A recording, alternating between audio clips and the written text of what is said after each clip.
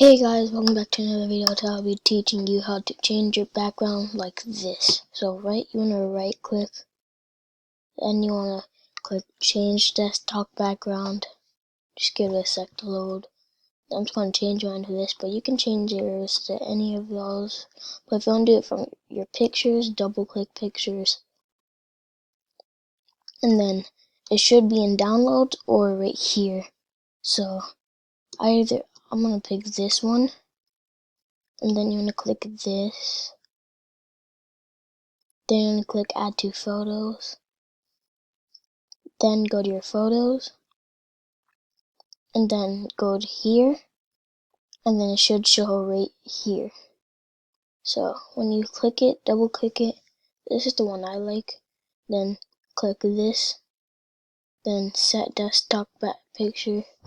And then you're all done.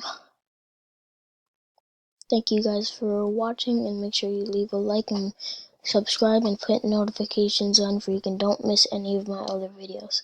Have a great day. Peace.